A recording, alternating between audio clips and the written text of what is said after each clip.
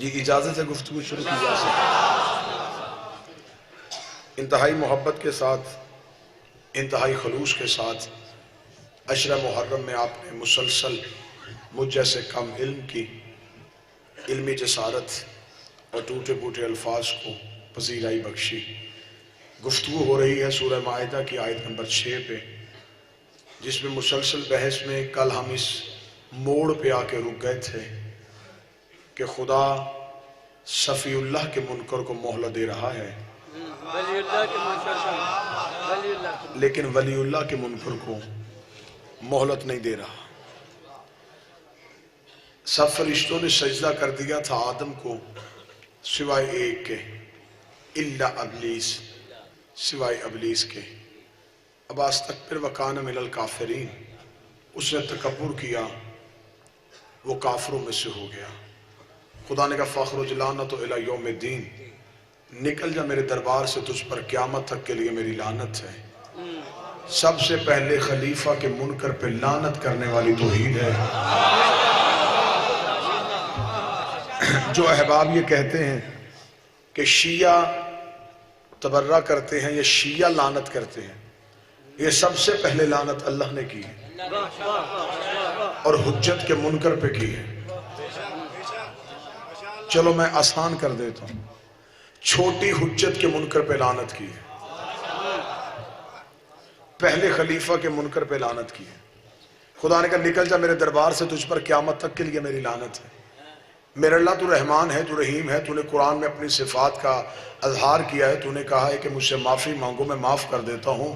تو غفار الذنوب ہے، تو ستار العیوب ہے، تو رحمان ہے، تو رحیم ہے، تیری صفت ہے، تجھ سے مانگو تو معاف کرتا ہے۔ اس نے تجھے بڑے ہی سجدے کیے ہیں، اس نے صرف تیرے سجدے سے تو انکار نہیں کیا، یہ تو آدم کے سجدے کا انکار کر رہا ہے۔ میرے اللہ کوئی مہلت دے دے، تو نے ایک لمحے میں کہہ دیا کہ تجھ پر قیامت تک کے لیے میری لعنت ہے۔ میرے اللہ اس کی کسی ایک عبادت، کسی ایک سجدے کا اجر بھی اس کو نہیں دے گا۔ خدا نے کہا جاہل نہ بن، آج پہلا خلیفہ بن رہا ہے، جو اصول آج بنے گا وہی اصول قیامت تک چلے گا۔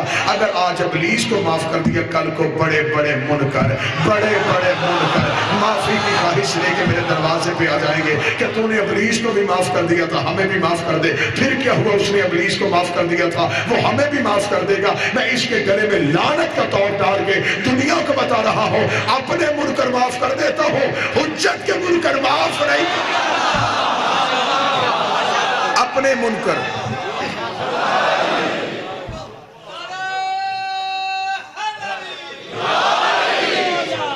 جبکہ اس نے اللہ کے سجدے سے انکار نہیں کیا۔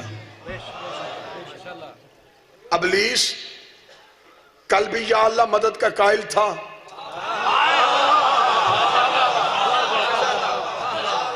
میں اپنے پورے ٹائم پہ آ جاتا ہوں، انتظامیہ مجھے لیٹ پڑھاتی ہے، آپ اپنی تھکاوٹ کا اثر میری تقریر پہ تو نہ نکالیں۔ قبلہ بخاری صاحب، ابلیس کل بھی یا اللہ مدد کا قائل تھا، آج بھی ہے۔ نماز وہ مردود آج بھی پڑھتا ہے۔ بزرگ کہتے ہیں کہ مصلی کھلا نہ چھوڑا کرو،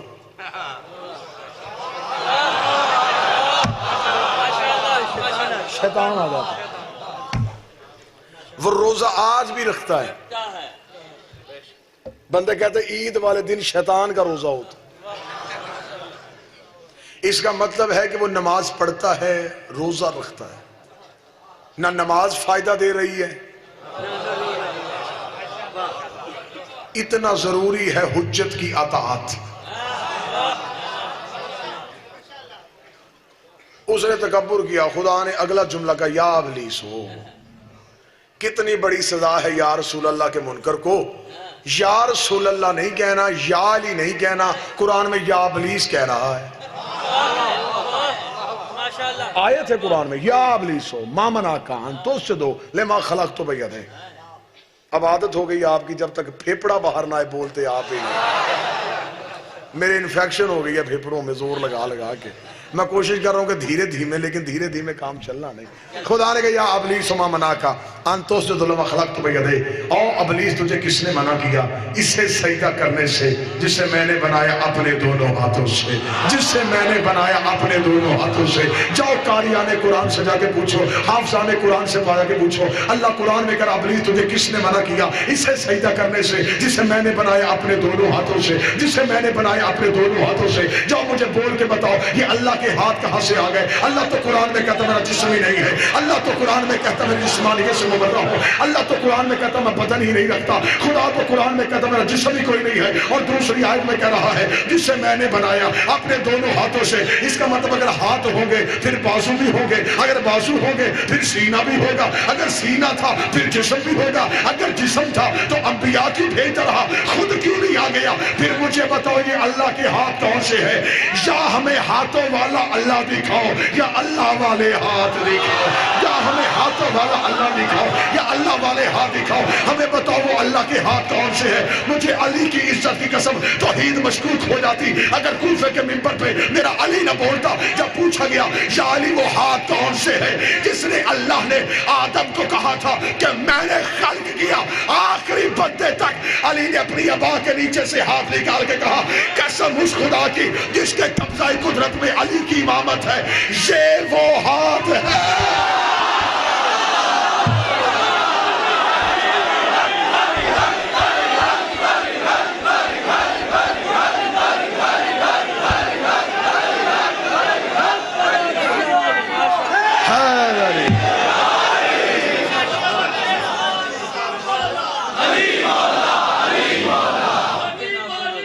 جلدی جلدی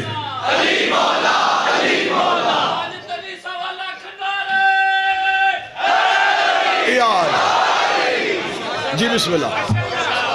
کل انشاءاللہ ٹھیک 10 بجے نہیں 1 بجے 12:30 بجے قمر بخاری صاحب کے ہاں انشاءاللہ وہاں پر کل 12:30 دن 12:30 رات 12:30 نہیں دن 12:30 ہاں نہیں تصویر ہونی ضروری ہے، دن 12:30 بجے بخاری ہاؤس میں سید قمر باز بخاری صاحب ہمارے بھائی کیسر بخاری صاحب کے ہاں ذکر حضرت امام حسین سے میں وہاں پہ حاضری دوں گا۔ کس نے منع کیا اسے سجدہ کرنے سے؟ جسے میں نے بنایا اپنے ہاتھوں سے۔ علی فرماتے یہ ہے وہ ہاتھ جنہوں نے 40 دن تک آدم کی مٹی کو خمیر کیا، یہ ہے وہ ہاتھ، یہ ہے وہ ہاتھ۔ اب بندوں کو تکلیف ہو رہی ہے میری گفتگو سے، مجھے پتا ہے وہ نہ آپ کو نہیں میں کہہ رہا میری جان، آپ تو سارے موالی ہیں، کچھ بندوں کو باتیں چبھ رہی ہیں، میں باتوں کی اب وضاحت کرتا ہوں۔ اب میں نے قرآن سے کہا اب میں صحابی کا فرمان پڑھنے لگا ہوں، شبلی نعمانی کی کتاب سے اور جلال الدین سیوطی سے، ان دو سے میں پڑھنے لگا ہوں۔ کتاب میں لکھا ہے تاریخ الخلفاء جلال الدین سیوطی نے لکھا اور شبلی نعمانی نے الفاروق میں لکھا کہ ایک شخص نے طواف کعبہ کرتے ہوئے مستورات کی طرف دیکھا بری نیت کے ساتھ، یا مولا علی نے اس کے چہرے پہ تھپڑ مارا۔ وہ شخص خلیفہ کے دربار میں آ گیا، اس کا خلیفہ وقت میں طواف کعبہ کر رہا تھا دوران عبادت۔ اب یہ شیعہ کتاب کا حوالہ ہے ہی نہیں، نہ میں یہاں پہ یہ بھی روک کے بتاؤں یہ شیعہ کتاب کا حوالہ نہیں، اہل سنت بھائیوں کا، برادران اہل سنت کا۔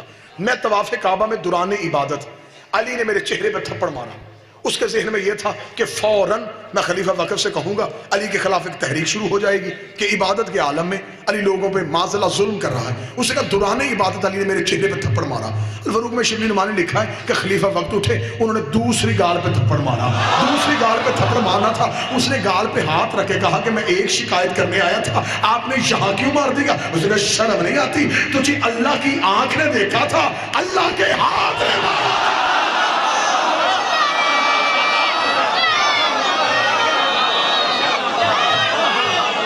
تجھے اللہ کی آنکھ نے دیکھا، اللہ کے ہاتھ نے مارا۔ یا ابلیس ہو ماں منع کا ان تسجدوا لما خلقت بغیر، کس نے منع کیا، کس نے اسے سجدہ کرنے سے جسے میں نے بنایا اپنے دونوں ہاتھوں سے؟ استکبرتا ام کنتا من العالین۔ ترجمہ سننا، قرآن شناسی دیکھنا، تو نے تکبر کیا، تو اپنے آپ کو بڑا سمجھتا ہے، کیا تو ان علیوں جیسا ہے؟ نا نا نا نا نا نا غریب روزنی طور پر نہیں۔ علین جمع ہے علی کی، کیا تو عالین میں سے ہے؟ کیا تو ان علیوں میں سے ہے؟ اس کا مطلب ہے کہ آدم سے پہلے کچھ لوگ تھے حکیم صاحب جن پہ واجب نہیں تھا کہ وہ آدم کو سجدہ کرتے۔ ابلیس کا صرف قصور یہ نہیں کہ اس نے آدم کے سجدے کا انکار کیا، اس کا دوسرا بڑا جرم یہ تھا، یہ انہیں اپنے جیسا سمجھ رہا تھا جو اس جیسے تھے نہیں۔ خدا نے کہا تو اپنے آپ کو ان جیسا سمجھتا ہے۔ ابلیس نے بارگاہ احدیت میں رک کے کہا پھر ٹھیک ہے، میں نکل رہا ہوں تیرے دربار سے، لیکن مہلت دے مجھے، میں ہدایت کے رستے میں بیٹھوں گا، انسانیت کو گمراہ کروں گا۔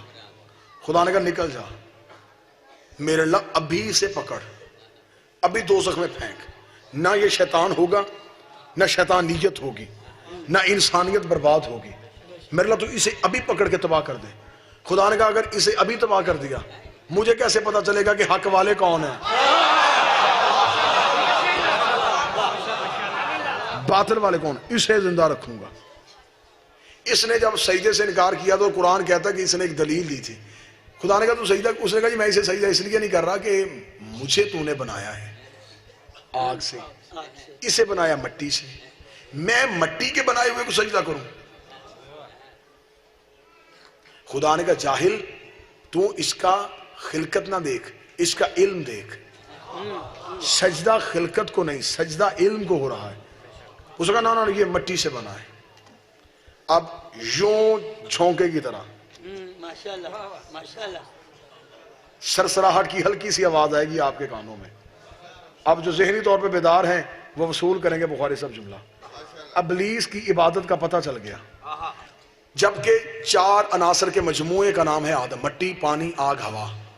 اس نے پانی پہ اعتراض نہیں کیا، آگ پہ نہیں کیا، ہوا پہ نہیں کیا۔ اس نے کہا یہ مٹی سے بنا ہے، میں نے مٹی کے بنائے ہوئے کو سجدہ نہیں کرنا، یہ مٹی سے بنا ہے۔ آج بھی شیطان والی عبادت دیکھنی ہو، کوئی بندہ سجدہ کرنے لگے، اس کے آگے تھوڑی سی مٹی رکھ دو، انکار کر دے گا۔ شاباش شاباش شاباش، انکار کر دے گا۔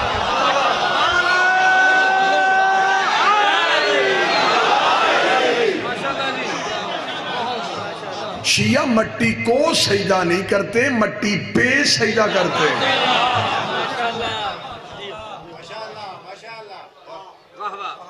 4 عناصر سے بنایا، 4 عناصر سے آدم، مٹی، پانی، آگ، ہوا، 4 عناصر سے بنا۔ پوری ایک تقریر ہوگی، پورا ایک مضمون ہے خلقت آدم پہ کہ مٹی کہاں سے لی گئی تھی، وہ پانی کہاں سے لیا گیا تھا، کہاں کہاں رکھا تھا، کیا کیا صورت ہے، وہ ساری خطبہ ہے میرے مالک علی کا۔ اور خطبہ وہی دے سکتا ہے جس نے یا ہاتھوں سے بنایا ہو یا بنتے دیکھا ہو۔ میرے مالک امیر کا پورا خطبہ ہے۔ خدا نے انسان کو کہا ہے، انسان سے خدا نے سورہ رحمان میں بار بار کہا فَبِأَيِّ آلَاءِ رَبِّكُمَا تُكَذِّبَانِ، او حضرت انسان تو میری کس کس نعمت کو جھٹلاؤ گے؟ میں وہ تیرا رحمان اللہ ہوں، تو اگر گننے میں آ جائے تیرے پاس وہ عدد ہی نہیں تو میری نعمتیں گن سکے، اگر تو تولنے پہ تیرے پاس وہ معیار ہی نہیں جس میں تو میری نعمتوں کو تول سکے، تو تکبر کرتا پھر رہا ہے، تو اکڑ کے پھر رہا ہے، تجھے اتنا بھی نہیں پتا تیرا رب اتنا رحیم ہے، تیرا رب کتنا کریم ہے۔ میں تجھے اپنی نعمتوں کا بتاؤں، چل میں تجھے اپنی چھوٹی سی نعمت بتا دیتا ہوں۔ تیرا رب تجھ پہ اتنی نعمتیں نازل کر رہا ہے، ابھی تو دنیا میں آیا نہیں تھا، تیری پہچان تھی کوئی نہیں، زمانہ تجھے جانتا نہیں تھا، رہتا تو شکم مادر میں تھا، رہائش تیری ماں کا پیٹ تھی، تیرا رب نے تجھ پہ اتنی بڑی نعمت بھیجی، میں نے تجھے رزق وہاں پہنچایا جہاں میرے سوا پہنچا کوئی نہیں سکتا۔ یہ اندھیروں کے اندر تجھے رزق پہنچانے والا میں تھا، میں نے ماں کے خون کے ذریعے سے تجھے رزق پہنچایا، یہ میں تھا جو تجھے وہاں رزق دے رہا تھا۔ تجھے اپنا دوسرا احسان یاد کرواؤں، تو زمانے میں آ کے مجھے بھول گیا، لیکن میں وہ اللہ ہوں جس نے اندھیرے میں تیری شکل بنائی،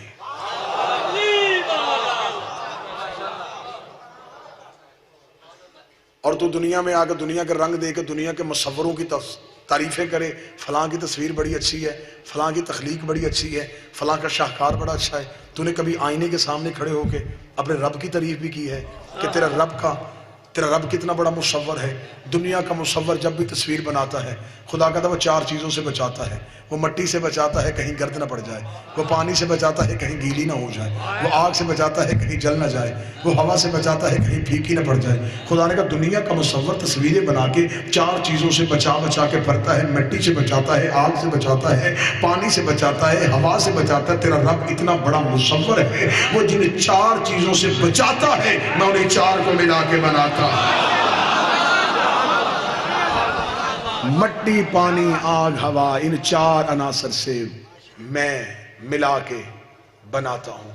پھر خدا اگلی آیت میں کہتا ہے، بخاری صاحب کیا خوبصورت آیت، خدا کہتا ہے ما خلق اللہ قدری، اے حضرت انسان تو نے میری قدر ویسے کی نہیں جیسی کرنی چاہیے تھی، جیسے میرا حق بنتا تھا ویسے تو نے میری قدر کی نہیں۔ میرے لئے یہ آیت کیسی کہ ہم نے تیری قدر نہیں کی۔ میں یہاں سرگودا آج مجلس پہ پہنچا، میں نے آپ کے سامنے گفتگو شروع کی۔ اگر میں مجلس پہ نہ ہوں، کل مجلس پہ آؤں، مجھ سے کوئی بھائی پوچھے جی آپ کل مجلس پہ کیوں نہیں آئے، میں کہوں جی میں اس لیے نہیں آیا کہ آپ نے میری قدر نہیں کی۔ وہ کہیں گے آپ آتے،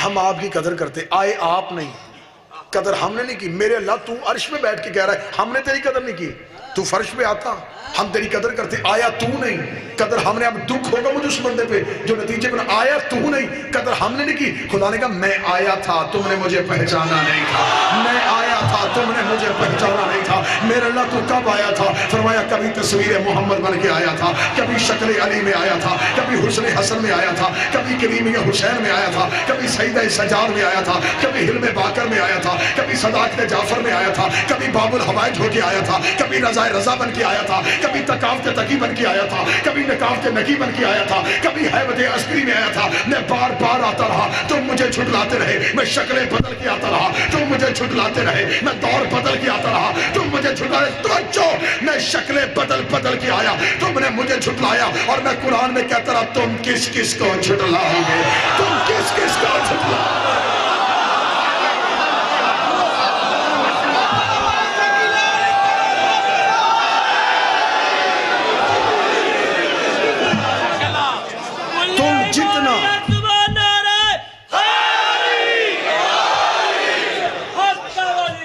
جتنا جھٹلاؤ گے میں اتنا آؤں گا۔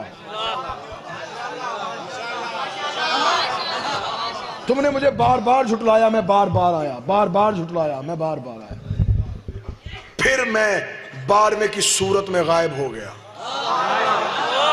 پریشان نہ ہونا، میں پھر آؤں گا۔ دنیا انتظار کر رہی ہے قیامت کا، ہم انتظار کر رہے ہیں امامت کا۔ ایک بات مان لیجئے تکرار کے بغیر، محشر نہ ہوگی 12ویں سرکار کے بغیر۔ مولا وہاں لگائیں گے عباس کا علم، کعبہ بنا ہے اس لیے مینار کے بغیر۔ اور ہمیں انتظار ہے کب وہ ہمارا آخری مولا، کب وہ نرجس کا چاند، کب وہ زہرا کا بیٹا زمانے میں طلوع ہوگا، اپنے چہرے سے رخ انور سے پردہ غیبت کو ہٹائے گا، میرا بارواں آئے گا، پھر لوگوں کی زبانیں بند ہو جائیں گی، پھر منکروں کی گردنیں جھک جائیں گی، پھر ان کی آوازیں ان کے حلق میں اٹک کے رہ جائیں گی، جب میرا آخری مولا آ کے نماز پڑھائے گا، اور عیسیٰ جیسی بطول ماں کا بیٹا پیچھے کھڑا ہو کے نماز پڑھے گا، اور جناب مہدی کہیں گے تکبر ابن مریم، مریم کا بیٹا آگے بڑھ نماز پڑھا، عیسیٰ کام کہے گا میری ضرورت میں زہرا کے بیٹے کو نماز پڑھاؤں، تقدم ابن زہرا، زہرا کا بیٹا تو آگے کھڑا ہو کے نماز پڑھا، میں تیرے پیچھے پڑھتا ہوں۔ عیسیٰ میرے 12ویں کے قدموں پہ اپنا سر رکھ کے دنیا کو بتائے گا، اور جاہلو اپنے عقیدے درست کرو، جس کا آخری بیٹا عیسیٰ جیسے نبی کے پیچھے نہیں پڑتا، اس کا باپ کسی بت پرست کے پیچھے۔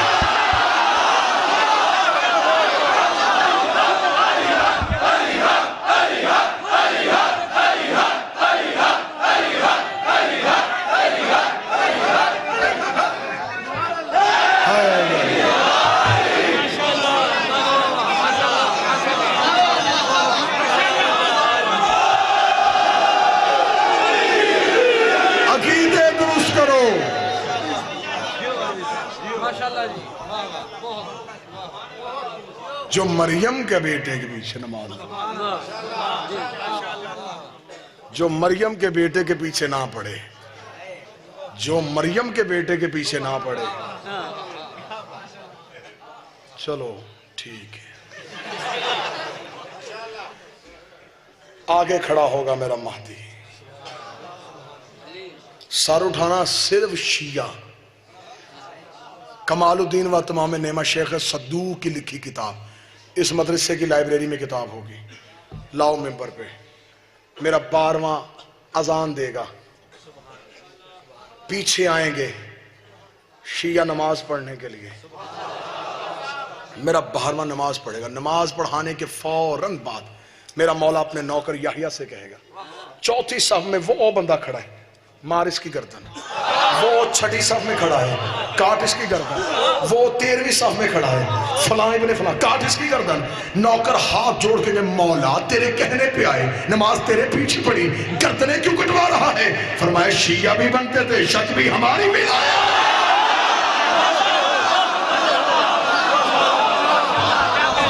ہمارے کہلوا کے، ہمارے کہلوا کے،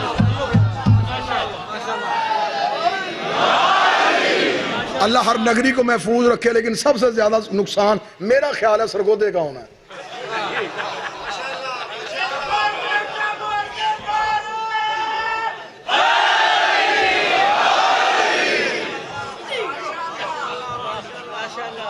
گھٹ گھٹ کے علی کیوں ماننا، کھل کھل کے علی ماننا۔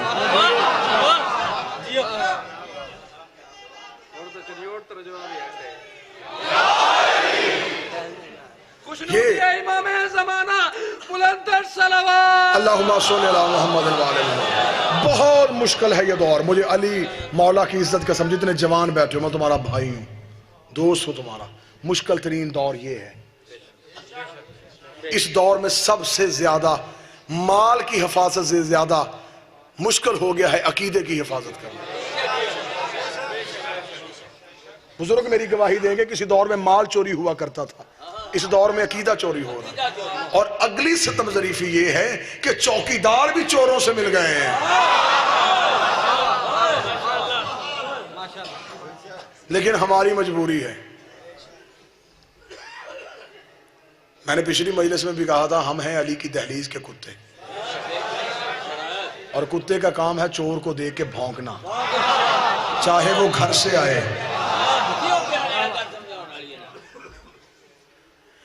پکے رہنا ولایت علی پہ ہے جی، ہون کی روڑا پہ آئے، پہلے تے نہیں سی۔ اچھا جب خم غدیر پہ رسول نے کہا کہ بلال اذان دے، لیکن اذان میں کہنا حی علی خیر العمل، بلال نے کیوں نہیں کہا کہ 23 سال کیوں نہیں کہا؟ میری گواہی چاہیے مجھے، آپ کی تائید چاہیے کہ پہلے اذان میں دیتا رہا، پہلے بھی میں ہی دے رہا تھا، کیونکہ وہ مؤذن ولایت علی تھا۔ بندوں نے اعتراض یہ بہانہ کیا ہے کہ لکنت تھی زبان پہ، جی اشہد ونہ کو اسحد ونہ کہتا تھا، نا نا نا نا، جس کی زبان میں لکنت ہو وہ نقص ہوتا ہے، جو ان کے دروازے پہ آئے اس میں نقص نہیں ہوتا، وہ کامل ہوتا ہے، مکمل کر دیتے ہیں۔ آج 1400 سال کے بعد بھی کوئی گونگا علی کی دہلیز پہ جھکے، وہ اسے چاہے زبان دے دیں، یہ ہو سکتا ہے کہ بلال جیسی ہستی کو وہ محروم رکھیں۔ قصور یہ نہیں تھا، لہجے میں لکنت تھی، پردہ ڈالا ہے۔ میں ملتان میں شاہ شمس میں پڑھ رہا تھا، میں نے حضرت بلال پڑھا، میں حضرت بلال کی یہی کہانی شروع کرنے لگا، ایک ملنگ سامنے سے اٹھ کے کھڑا ہو گیا، اس نے اٹھ کے کہا جی، اس نے کہا جی آپ نہ بتائیں، اللہ کا ہے سرائکی، اگر آپ کہیں تو میں بتاؤں؟ یقین کرے، کیونکہ اچھی بات جو بھی کرے اس سے لے لو، علم مومن کی گمشدہ میراث ہے، جہاں سے ملے اسے وصول کر لو۔ اس ملنگ نے ایسا خوبصورت بلال پڑھا کہ میں اس کے عقیدے کا قائل ہو گیا، وہ سطریں میرا جگر ہلا گئیں، میں نے وہ سطریں اس سے لکھوائیں، لکھی، اس نے پڑھی بھی سرائکی میں، میں نے لکھی بھی سرائکی میں، یاد بھی سرائکی میں کی، پڑھنے بھی سرائکی میں لگا ہوں۔ اب میری اپنی زبان بھی سرائکی نہیں، آپ کی زبان بھی سرائکی نہیں، لیکن ذاکر سن سن کے پوری قوم سرائکی ہو گئی ہے، ہمیں سمجھ آ جاتی ہے سرائکی کی. قبلہ بخاری صاحب اس نے کہا بھامے پابندی ہے بھامے پابندی ہے. اونچ نیچ ہو تو معاف کیجئے گا. بھامے پابندی ہے بھامے پابندی ہے حق دا پیغام لوکی لکا نہیں سکے. بھامے پابندی ہے بھامے پابندی ہے حق دا پیغام لوکی لکا نہیں سکے. جیڑا حبشی ہلکنت زبان وچ بھی ہس وہ مؤذن کو سہرے ہٹا نہیں سکے. منہ دی لکنت بہانہ ہی اعتراض دا دل کدورت دی کاوڑ لکا نہیں سکے. در اصل ان دی بان وچ ولی اللہ وہ لکا نہیں سکا یہ بچا نہیں در اصل ان دی بان یار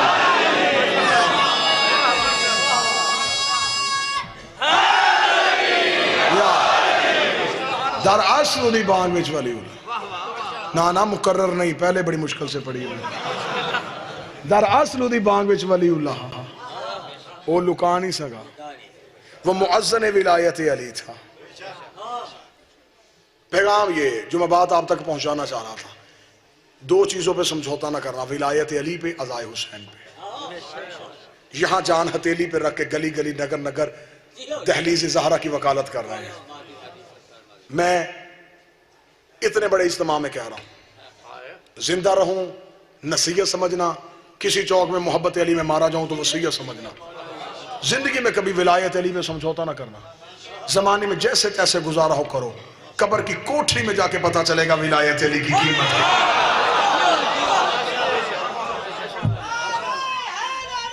یا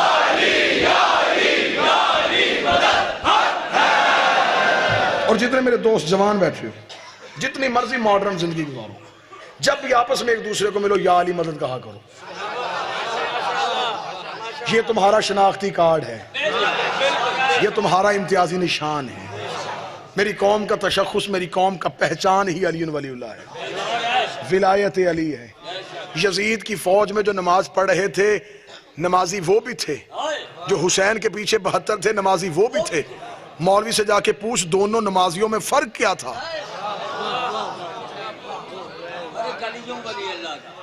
کربلا کی جنگ ولایت علی پہ ہوئی. سادات کا سارا نقصان ہی ولایت علی پہ ہوا ہے. سب سے پہلے جو علی ولی اللہ کے لیے مستور قتل ہوئی ہے وہ حسین کی ماں ہے.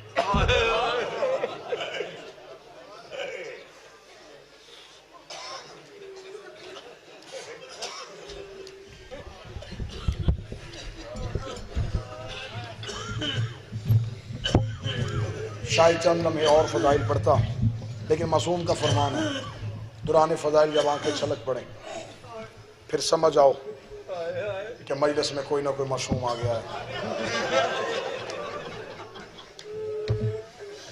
میری حیثیت کیا میری اوقات کیا. میں امام حسین کے ذاکرین میں سے سب سے چھوٹا ذاکر ہوں. سب سے پہلے علی ولی اللہ کے لیے جو مستور قتل ہوئی وہ حسین کی ماں زہرا. کبھی بھی جوان بیٹھے ہو کبھی بھی مولوی سے نہ پوچھنا کہ ولایت علی کی قیمت کیا ہے. ولایت علی کی قیمت پوچھنی ہے تو حسین کے سجدے سے پوچھ.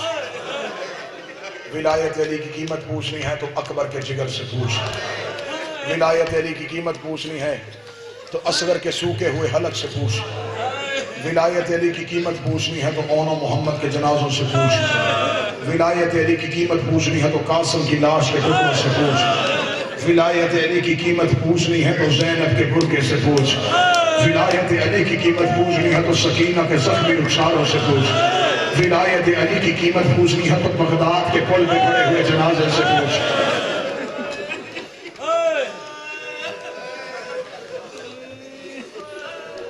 کیوں قتل ہوتی رہی سادات؟ کیوں گھر جلا نبی کی بیٹی کا؟ صرف ولایت علی کی. کتنی بڑی مظلومہ ہے میرے رسول کی بیٹی. ہم اس کے قاتل کا نام بھی منبر پہ نہیں لے سکتے.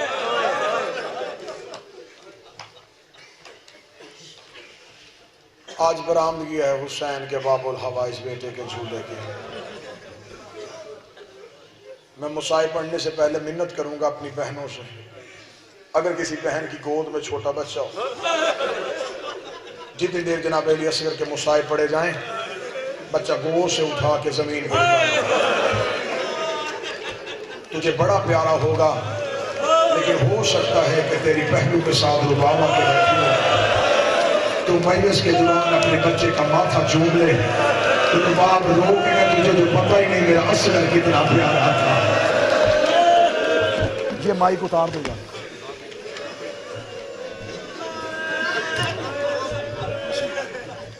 آواز تھوڑی بڑھا دو۔ بڑا پیار تھا سکینہ کو اصغر، جس گھر میں بہن کے فوراً بعد چھوٹا بھائی ہونا، میری بہنیں اس بات کی گواہی دیں گی، وہ بہنیں بھائی ماں کو دیتی ہی نہیں، ہر وقت گود میں کھلاتی ہیں، ماں بار بار کہتی تجھ سے گر جائے گا، زور سے پکڑ لیتی ہے، صرف دودھ پلانے کے لیے ماں کے حوالے کرتی ہے، بخاری سید پھر ہاتھوں میں لے لے۔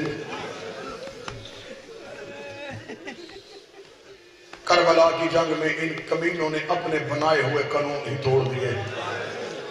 عربوں میں 3 قانون پائے جاتے تھے۔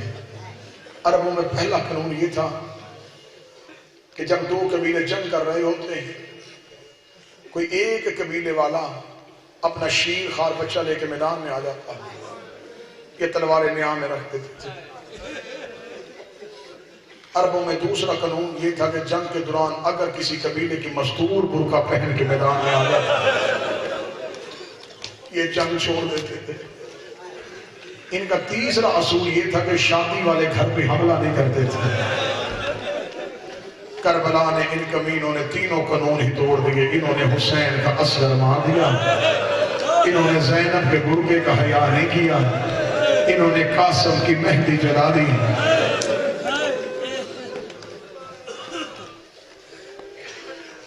جو کربلا کے ظاہر بیٹھے گواہی دینا جو نہیں جا سکے، میرا مولا حسین تمہیں لے کے جائے،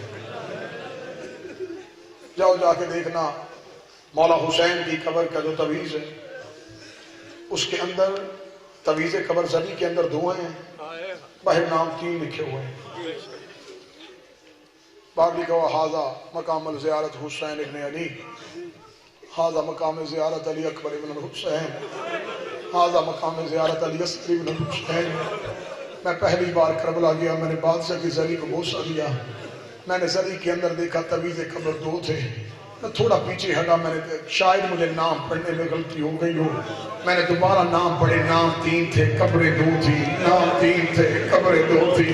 میں نے وہیں کھڑے ہوئے ایک طالب علم سے پوچھا، میں نے کہا بھائی نام 3 لکھے ہیں قبریں 2 کیوں ہیں؟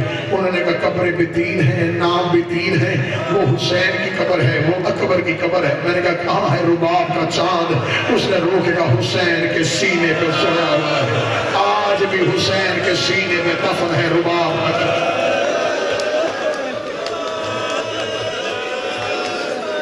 اجرکم اللہ، اجرکم اللہ۔ یا زہرا درجوی، میری مخدومہ مجھے طاقت دے، میں شہزادی کی مصیبت کے 2 جملے پڑھ سکوں۔ تھک گیا صبح سے لاشیں اٹھا اٹھا کے زہرا کا لال،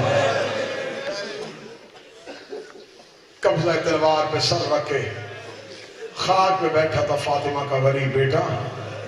جناب فضہ نے دروازے پہ آ کے کہا مولا حسین تجھے سیدہ زینب یاد کر رہی ہے۔ کائنات کا وارث اٹھا، جب خیمہ زینب میں گیا، بی بی رو کے کہتی ہے حسین ایک بار رباب کے خیمے میں آ، جب سے تو نے حل میں ناصر کی صدا دی ہے تیرا اصغر جھولے سے تڑپ تڑپ کے گرتا، رو رو کے کہتا ہوں جن کے بیٹے جوان، بیٹوں کے ہوتے ہوئے باپ غریب نہیں کہتا۔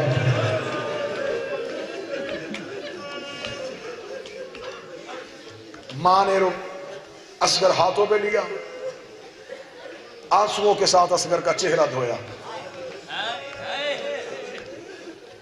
چھوٹی سی پوشاک اصغر پہنائی۔ کتابیں لکھتی ہیں جتنی دیر زندہ رہی تھی نا یہ بی بی، یہ سائے میں نہیں بیٹھتی تھی، یہ ٹھنڈا پانی نہیں پیتی تھی۔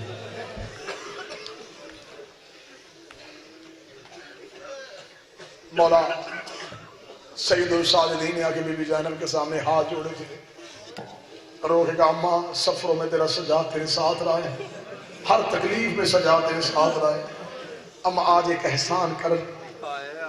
وہ سامنے دھوپ میں بیٹھی میری ماں اور باپ، ہو سکے تو میری ماں کو سائے پہ لے آ۔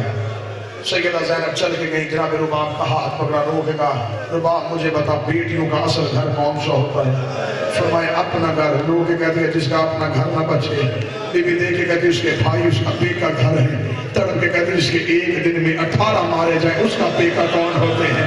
بی بی رباب رو کے کہتے ہیں اس کی بھاوجے اس کا بیکا، اس کی بھرجائیاں اس کا بیکا، رو کے کہتے ہیں بہو سمجھ کے نہیں تجھے بیکا گھر سمجھ کے مانگنے آئی ہو، ایک بار اٹھ میرے ساتھ سائے پہ چلے جا۔ جناب رباب نے رو کے منہ کربلا کی طرف کیا، رو کے کہتی ہے میرا وارث حسین میری مجبوری بن گئی، اگر میں دھوم سے اٹھوں تو وفا نہیں رہتی، زینب سے ہاتھ چھڑاؤں تو حیا نہیں رہتی۔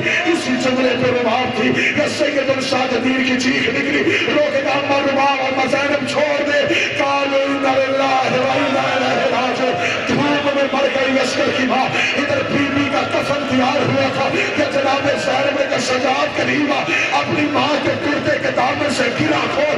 اللہ جانے تیری ماں رباب کے کرتے کے ساتھ ایک چیز بدی ہے، شام کے قید خانے میں بار بار گرا کھولتی تھی، دیکھ کے روتی تھی، سجاد نے گرا کھولی، اولاد والو سید غش کر گیا۔ رباب کے کرتے کے ساتھ اصغر کے جھولے کی چلی ہوئی لکڑیاں رو رو کے کہتی رہی، اور تیرے لوریوں کے موسم اجرکم اللہ، اجرکم اللہ۔ سیدہ زینب تیرا اور میرا شمار رونے اور رلانے والوں میں کرے۔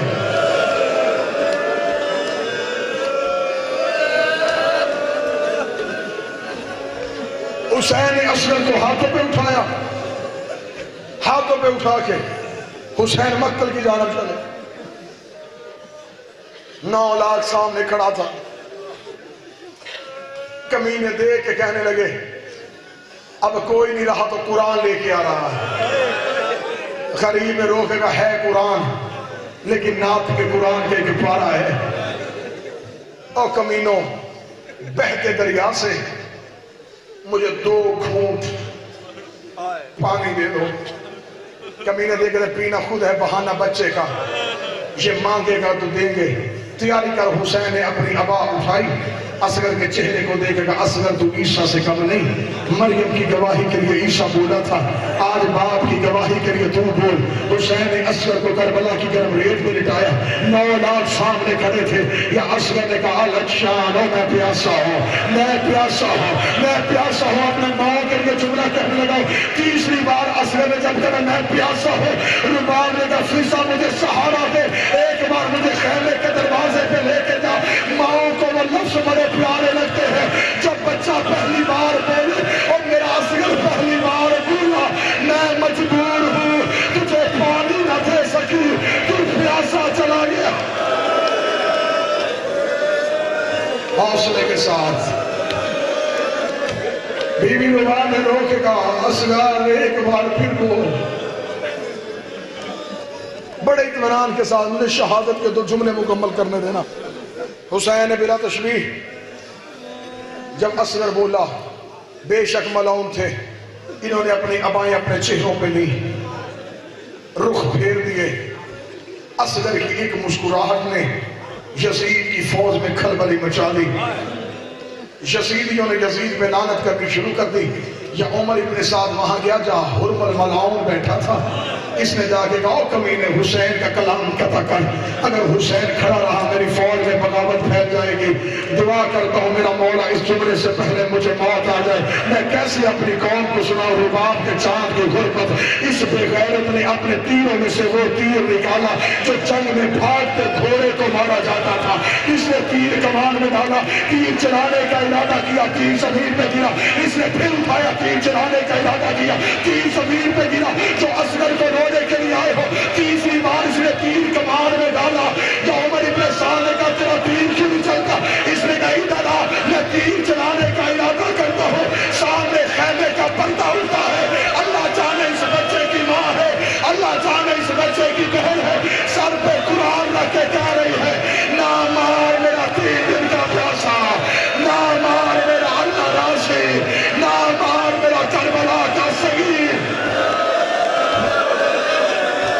اصغر، میرا اللہ تیرا پرسہ قبول کرے، میرا بارہواں آقا تیرا رونا قبول کرے، علی کی بیٹی تیرے بیٹوں اور بیٹیوں کے نصیب دے کرے۔ اس کمینے نے تیر کو بخاری سید کمان میں جوڑا، کمینے نے کہا تو نہ دیکھ خیمے کی طرف، تو آنکھیں بند کر، حسین کے بیٹے کی گردن کا نشانہ لے، میں کیسے پڑھوں؟ حسین نے اصغر کو ہاتھوں پہ لیا تھا، اس بغیرت نے تیر چھوڑنے کا ارادہ کیا، رباب خیمے کے دروازے پہ آ گئی، رباب کی ایک نظر حرمل کے تیر پہ، دوسری نظر اصغر پہ، بی بی رو کے کہتی ہے اصغر اونچا ہو تیر اونچا آ رہا ہے، اصغر دائیں جا تیر دائیں آ رہا ہے، اصغر نیچے ہو تیر نیچے آ رہا ہے، اصغر تیرے بابے کو تیر نہ لگے ورنہ میں نے تجھے دور نہیں بچنا۔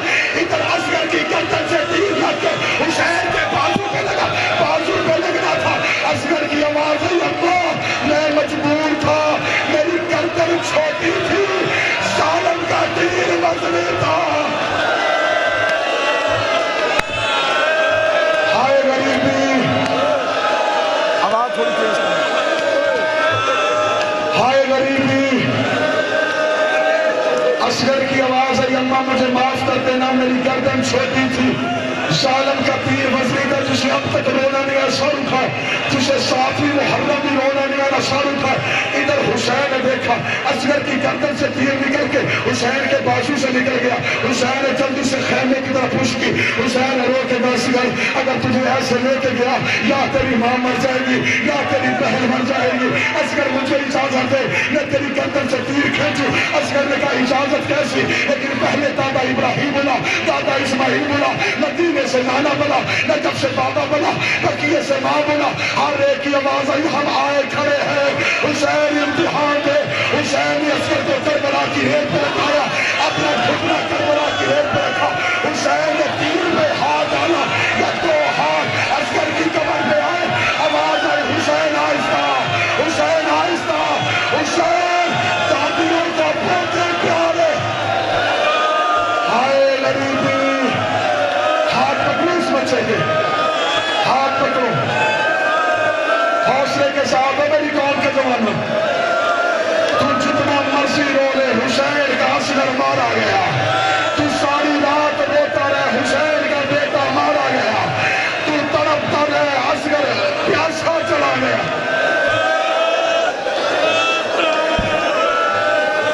تڑپ کے حسین نے تیر کے نوک میں ہاتھ ڈالا، یا دو ہاتھ اصغر کی کمر پہ آئے، آواز آئی حسین آہستہ، حسین آہستہ۔ حسین کا مشکل وقت پہ کون آیا ہے؟ آواز آئی دادیوں کو پوتے بڑے پیارے ہوتے، اور تیری ماں بکیاں چھوڑ کے آ رہی ہے، حسین تیر آہستہ کھینچ۔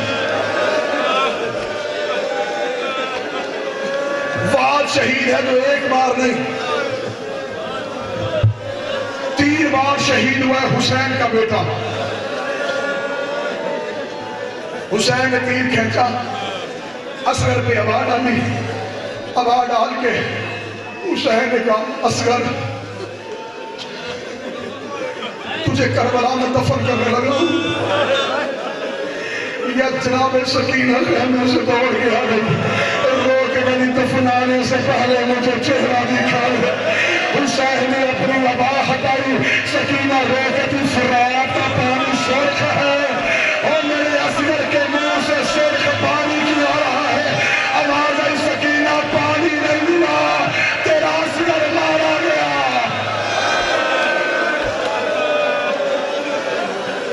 کربلا کے غریب نے ٹیلے کے پیچھے جا کے دوسری شہادت پڑھنے لگا اصغر کی، مجھے اجازت دینا میں اصغر کی تیسری شہادت بھی پڑھ سکوں۔ حسین نے ٹیلے کے پیچھے جا کے اپنی تلوار نکالی، تلوار سے حسین نے قبر کھودی، قبر کھود کے اصغر کو ڈھکا۔ مجھے بول کے بتاؤ موسم گرم نہیں، گرم ترین تھا، اصغر کے بدن پہ کفن نہیں، وہی ماں کا پہنایا ہوا کرتا تھا۔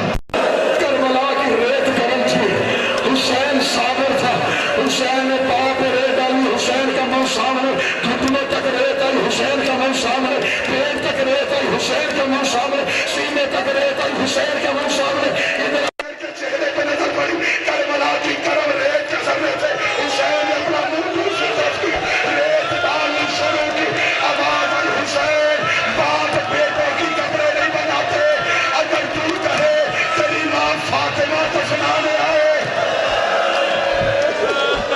فرمایا اماں رک کربلا کے دینے پہ، صرف بیٹے کا امتحان دیکھ۔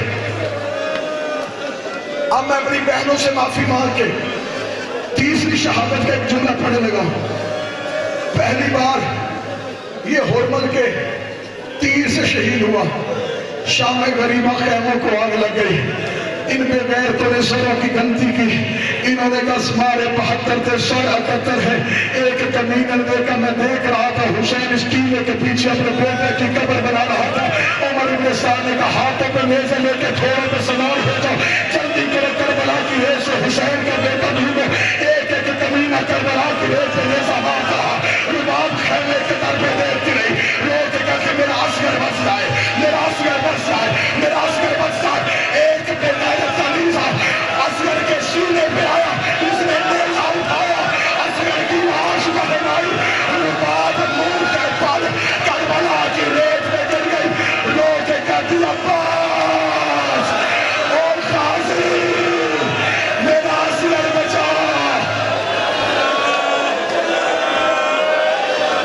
دیتے ہو اجازت میں پڑھوں ایک غربت کا جملہ، ایک اجازت ہے غربت کا جملہ پڑھنے کی۔ یوں نیزے کی نوک پہ جیسے قرآن بلند ہوا تھا ویسے حسین کا اصغر بلند ہوا، رباب رو کے کہتی بی بی زینب بلا کسی کو میرا اصغر نیزے سے اتارے، اور میرا 6 ماہ کا لال ہے، اور کمینے کی نیزے کی نوک پہ میرا اصغر چلا گیا۔ میری شیعہ قوم کے ماتمی و خلق پڑھوں